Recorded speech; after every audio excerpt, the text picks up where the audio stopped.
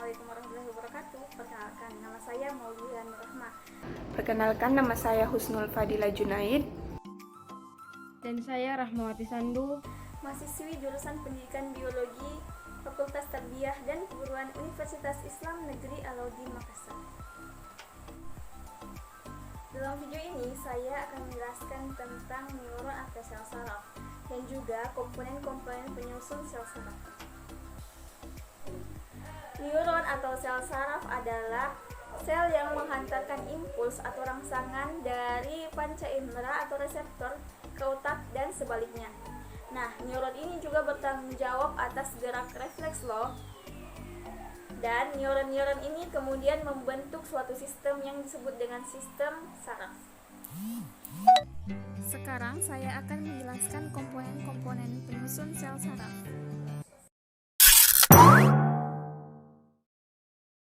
Dendrit adalah sebuah saraf pendek bercabang yang terhubung langsung dengan badan sel. Nah, dendrit ini berfungsi untuk menerima rangsangan atau impuls dan meneruskan rangsangan tersebut ke badan sel.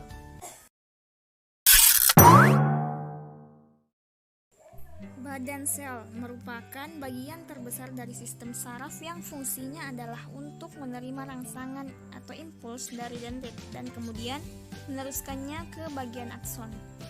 Nah, dalam badan sel ini terdapat organel-organel sel, diantaranya seperti sitoplasma, inti sel, badan nis, itu untuk transportasi protein dan sebagian organel sel lainnya.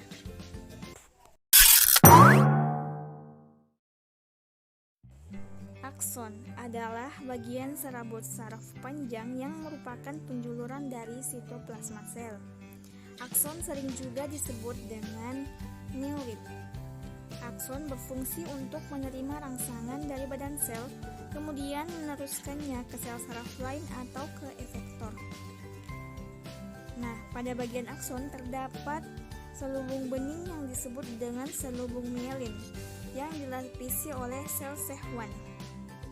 Dan terdapat juga bagian yang tidak dilapisi selubung.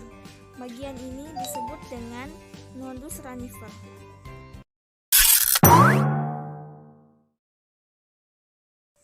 Nukleus. Yang sudah kita ketahui, nukleus merupakan inti sel yang terdapat di badan sel. Nah, sama seperti pada sel lain dalam tubuh, fungsi nukleus pada sel saraf juga untuk mengatur seluruh aktivitas sel tersebut.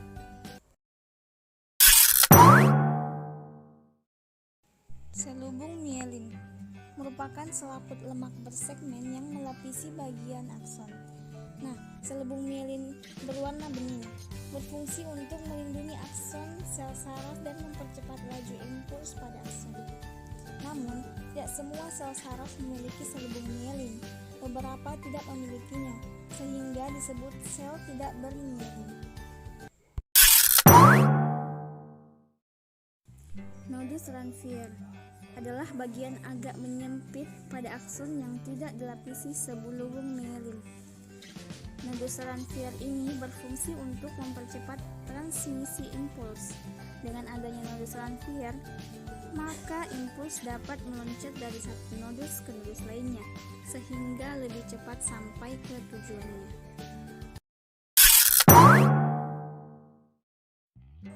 Sel Schwann adalah sel pada akson atau neurit yang berfungsi untuk memberikan nutrisi dan membantu regenerasi dari akson tersebut. Nah, untuk penjelasan-penjelasan selanjutnya akan dijelaskan oleh rekan-rekan kelompok saya. Bye-bye. Di sini saya akan melanjutkan materi mengenai fisiologi saraf dan perpindahan impuls melewati sinapsis. Baiklah, sebelum saya menjelaskan mengenai fisiologi saraf, saya akan membahas sedikit mengenai anatomi dari saraf, di mana anatomi dari sistem saraf ini terbagi menjadi dua, yaitu sistem saraf tepi dan sistem saraf pusat. Sistem saraf pusat ini susunannya yaitu ada otak dan medula spinalis atau sumsum tulang belakang yang merupakan pusat integrasi dan kontrol seluruh aktivitas tubuh. Nah, yang kedua yaitu sistem saraf tepi. Sistem saraf tepi yaitu susunannya terdiri dari saraf kranial dan saraf spinalis yang merupakan garis komunikasi antara sistem saraf pusat dan tubuh. Nah, kemudian saya akan membahas mengenai fisiologi sistem saraf. Berdasarkan fungsinya, sistem saraf tepi terbagi menjadi dua bagian, yaitu sistem saraf somatik dan sistem saraf otonom. Sistem saraf somatik terbagi atas 12 pasang saraf kranial dan 31 pasang saraf spiral. Proses pada saraf somatik dipengaruhi oleh sadaran. Yang pertama, saraf kranial. Nah, dapat kita lihat pada gambar di samping, terdapat 12 pasang saraf kranial yang muncul dari berbagai bagian batang otak. Beberapa dari saraf tersebut hanya tersusun dari serabut sensorik, tetapi sebagian besar tersusun dari serabut sensorik dan motorik. Kemudian terdapat saraf spinal. Seperti pada gambar di samping, ada 31 pasang saraf spinal berawal dari korda melalui radix dorsal atau posterior dan ventral anterior. Saraf spinal adalah saraf gabungan motorik dan sensorik, membawa informasi ke korda melalui neuron eferen dan meninggalkan melalui eferen. Nah, kemudian sistem saraf otonom. Sistem saraf otonom mengatur jaringan dan organ tubuh yang tidak disadari. Jaringan dan organ tubuh yang diatur oleh sistem saraf otonom adalah pembuluh darah dan jantung. Sistem ini terdiri atas sistem saraf simpatik dan sistem saraf parasimpatik. Fungsi dari kedua sistem saraf ini adalah saling berbalikan. Dapat kita lihat seperti pada contoh gambar di samping. Berdasarkan divisinya, sistem saraf tepi juga dibagi menjadi dua bagian. Yang pertama, divisi sensori atau aferen, yaitu susunan saraf tepi dimulai dari reseptor pada kulit atau otot efektor ke dalam plexus, radix, dan seterusnya ke susunan saraf pusat. Jadi bersifat ascendens. Yang kedua yaitu divisi motorik atau eferen, yang menghubungkan impuls dari sistem saraf pusat ke efektor, yang bersifat descendens untuk menjawab impuls yang diterima dari reseptor di kulit dan otot dari lingkungan sekitar. Nah, itulah tadi sedikit pembahasan mengenai fisiologi saraf. Untuk materi selanjutnya yaitu perpindahan impuls melewati sinaps. Dapat dilihat pada video berikut. Pada bagian ini kita akan melihat bagaimana impuls dapat melewati celah sinapsis. Jika impuls tiba di tombol sinapsis, maka akan terjadi peningkatan permeabilitas membran prasinapsis terhadap ion Ca. Akibatnya ion Ca masuk dan gelembung sinapsis melebur dengan membran prasinapsis sambil melepaskan neurotransmitter ke celah sinapsis. Contohnya adalah asetilkolin. Neurotransmitter berkaitan juga dengan bagian reseptor saluran ion dalam membran pasca sinapsis sehingga membuka saluran tersebut. Dalam sinapsis, ion Na+ maupun K+ dapat berdifusi melalui saluran tersebut. Setelah neurotransmitter diterima oleh kop sinapsis, impuls akan mengalir ke neuron tersebut. Neurotransmitter dilepaskan dari reseptor dan saluran tersebut menutup. Neurotransmitter kemudian akan dihidrolisis menjadi kolin dan asam asetat oleh enzim asetilkolinesterase, kemudian masuk kembali ke dalam vesikel sinapsis. Nah, itulah tadi video penghantaran atau perpindahan impuls melewati sinaps. Untuk materi selanjutnya akan dibawakan oleh rekan saya yaitu Rahmawati Sandu. Kemudian selanjutnya sistem saraf pada berbagai kelompok hewan. Yang pertama, sistem saraf pada invertebrata. Yang pertama, sistem saraf pada hewan simetri radial. Organisasi sistem saraf yang paling sederhana dijumpai pada hidra atau suatu kolentera yang terdiri atas sel-sel reseptor konduktor dan sel-sel efektor. Sel-sel konduktor tidak membentuk jalur tunggal, tetapi saling terjalin membentuk suatu jala saraf yang menyebar ke seluruh tubuh. Organisasi sistem saraf demikian disebut sistem saraf jala atau sistem saraf difus, suatu sistem yang tidak ada koordinasi terhadap reaksi kompleks, hanya menghasilkan suatu gerakan yang terbatas. Sistem yang simetris secara radial cenderung menjadi tidak tertranslisir. Hal ini tidak berarti terjadi penyederhanaan struktural atau fungsional, atau bahwa hewan yang simetris radial akan menjadi rintangan bagi sistem sarafnya. Pergerakan ratusan kaki tabung bintang laut selama mengambil makanan memerlukan koordinasi saraf yang kompleks. Dan yang kedua, sistem saraf pada hewan simetri bilateral. Kecenderungan utama pada evolusi sistem saraf pada hewan simetri bilateral dapat dilihat misalnya pada cacing pipih. Di antaranya sistem saraf menjadi lebih tersentralisasi. Terbentuknya korda saraf longitudinal utama. Korda sebagai sistem saraf pusat dilalui oleh sebagian besar jalur antara reseptor dan efektor. Pada sebagian besar badan sel saraf berada pada korda atau berdekatan dengan korda. Kemudian selanjutnya, konduksi impuls saraf menjadi terbatas pada satu arah saja. Selaput saraf sensoris hanya mengkonduksikan impuls menuju ke saraf pusat atau serabut aferen, dan serabut motor mengonduksikan impuls meninggalkan sistem saraf pusat atau serabut eferen. Kemudian lintasan saraf di dalam sistem saraf pusat menjadi sangat kompleks dengan adanya saraf penghubung atau interneuron yang sangat banyak, suatu perkembangan yang meningkatkan eksibilitas respons. Kemudian selanjutnya, peningkatan perkembangan ujung depan dari korda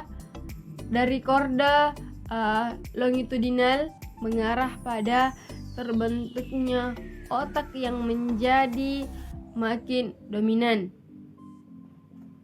Kemudian jumlah yang kompleksan organ-organ sensori menjadi meningkat.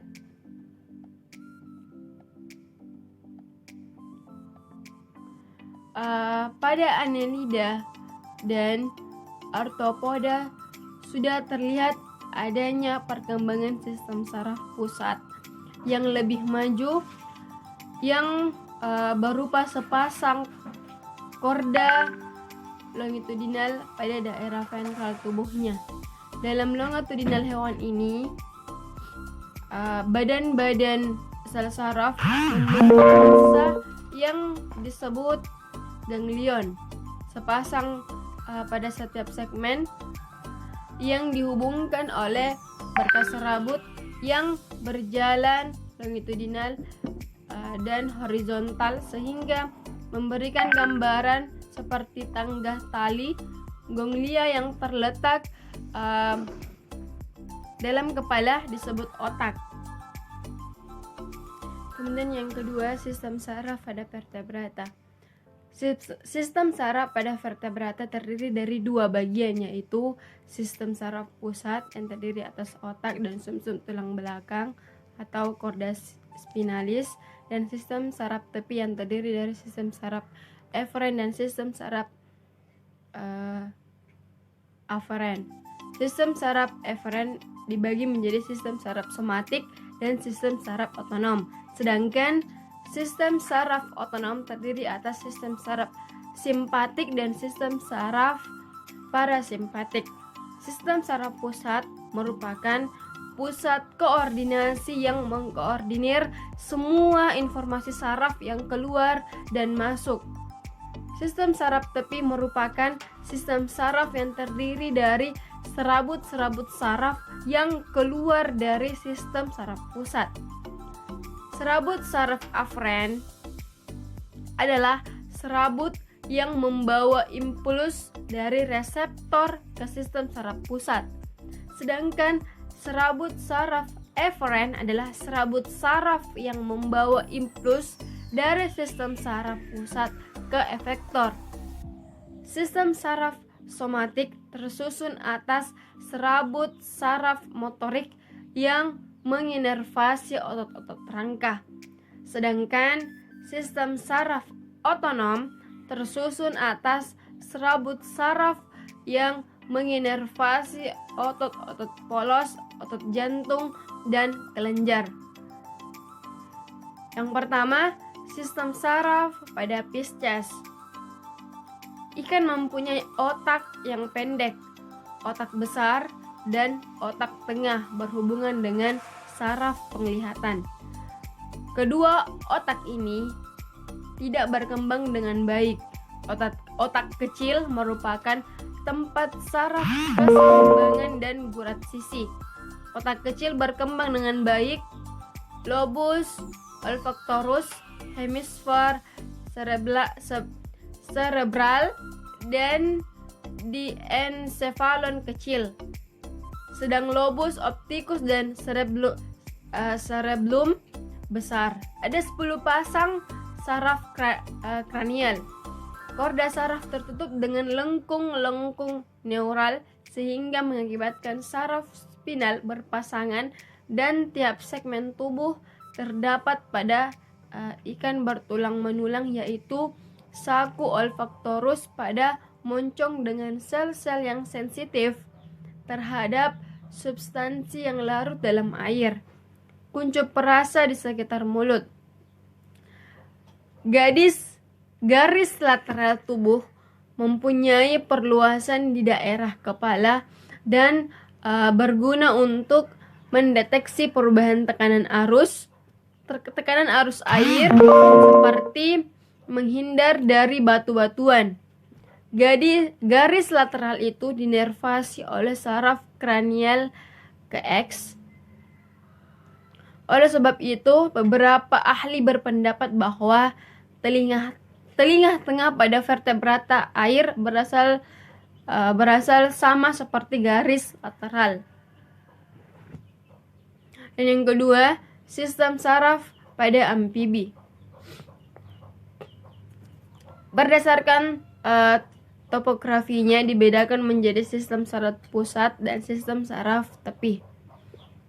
Sistem saraf pusat meliputi otak atau esenfalon dan sumsum tulang belakang atau medula spinalis. Keduanya merupakan organ yang sangat lunak dengan fungsi yang sangat penting, maka perlu perlindungan.